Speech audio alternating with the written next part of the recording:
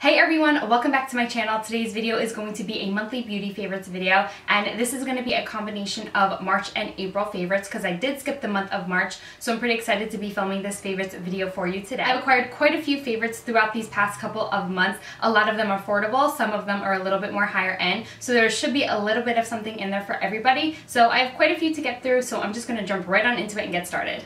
The first item I want to talk about is a primer, and this is the Smashbox Primer Water. I honestly wasn't going to purchase this product when it first came out because I thought it was just a gimmicky primer, but I actually ended up falling in love with it. It is a really great refreshing primer to use if you have dry skin. I myself am dry, dehydrated skin. It really just gives me that extra boost of hydration that I need before applying a foundation, in addition to moisturizer. Sometimes moisturizer isn't enough for me. This provides a perfect amount of hydration to the skin. It leaves my skin feeling really refreshed before I apply my makeup. Another great thing about this product is that it doesn't contain oil silicones and it's oil free. Myself being clog prone, I really try and look for products that are oil free, and this doesn't clog my pores at all. I'm very clog prone, so this hasn't done that for me so far. I've been using it for the past couple of months. Once you apply this primer to the skin and let it set for a little bit, it actually does become a little bit tacky. If you just tap your skin just a little bit, you'll notice a sense of sticky slash tackiness. So it really does provide a base for your makeup to hold and grasp onto to help it last throughout the day. The scent of this is really beautiful. It kind of has a light vanilla scent. If you're sensitive to scents, it's really not that overpowering. It's actually very subtle.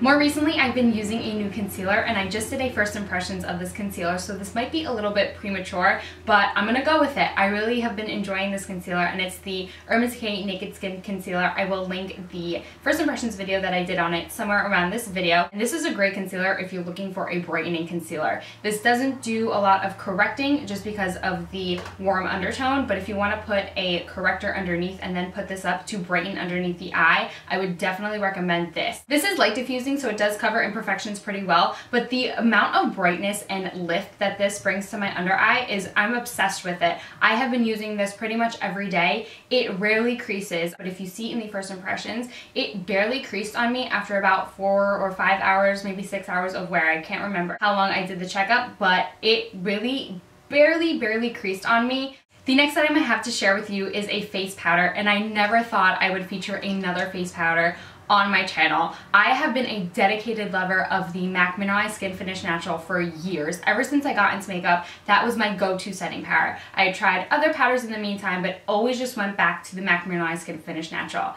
And then I bought the Benefit Hello Flawless setting powder. This is in the shade Never Settle Petal, and this is my new love. I don't think I will go back to the MAC Mineralized Skin Finish Natural ever.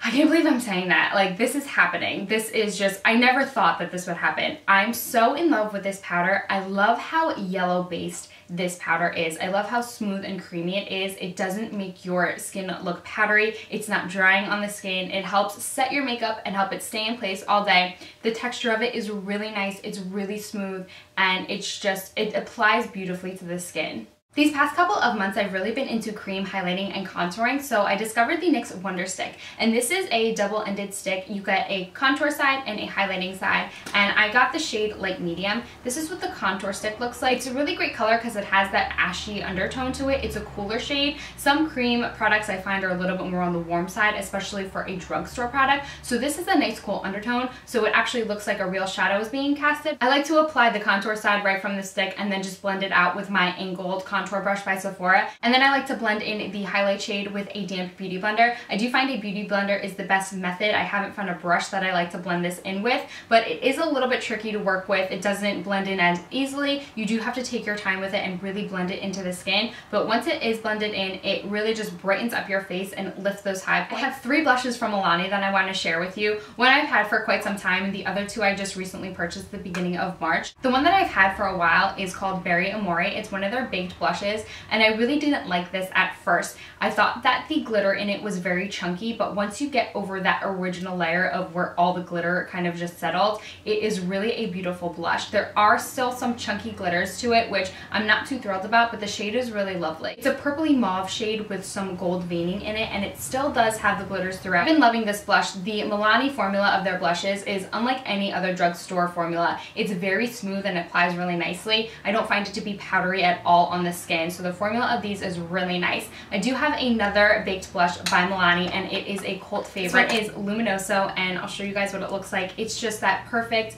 coral peach shade for the summer. It's going to look beautiful on tan skin. I do like the formula of this blush just a little bit more because it doesn't have the glitter in it. It does have shimmers, but this is just a smooth formula. Again, it applies really nicely. It doesn't look dry on the skin and not so powdery. It took me a while to finally hunt this down, but I finally found a CVS that actually had it in stock, and I'm really glad I purchased it. I think this is really going to be a beautiful blush for summer. Purchased Luminoso. I also found their spring 2015 blushes. I think these are the rose powder blushes, but it has that beautiful etched out shape of rose petals. This is in the shade Tea Rose. It looks like a deeper pink in the pan. In person, it looks a little bit deeper than it is appearing on camera, but when you swatch it, it is just a brighter, cool toned pink.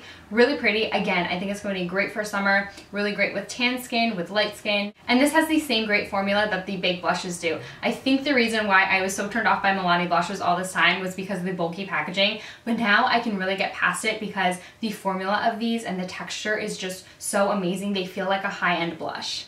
I've discovered a new highlighter that I've been loving the past couple of months. I've used it in a couple of tutorials, I think, already, but this is by Physicians Formula. It's their Mineral Glow Pearls powder palette, and this is in the shade Beige Pearl. It just has a few different beige shades and then some pearlized sheen on top. When I first purchased this, there was a really heavy overspray of just sheen. If you're not into heavy highlighters, I would still purchase this just because once that original overspray is depleted, you're gonna get a really nice subtle glow. I would even go as far as saying if you use a light hand, use this as an all-over setting powder just for a subtle glow all over the skin, or you can use a little bit of a heavy hand with it and use it as a really subtle glow on your cheekbones. I have a couple of styles of lashes that I've really just been obsessing over the past couple of months. These are the Cocoa lashes. This is in the style Goddess, and Goddess is a really full, very fluffy lash. They have a crisscross style to them. The band is not very thick, but it's kind of a medium thickness to it. I thought it was going to be really hard to apply at first, but they're actually a lot easier than most thick band lashes to apply,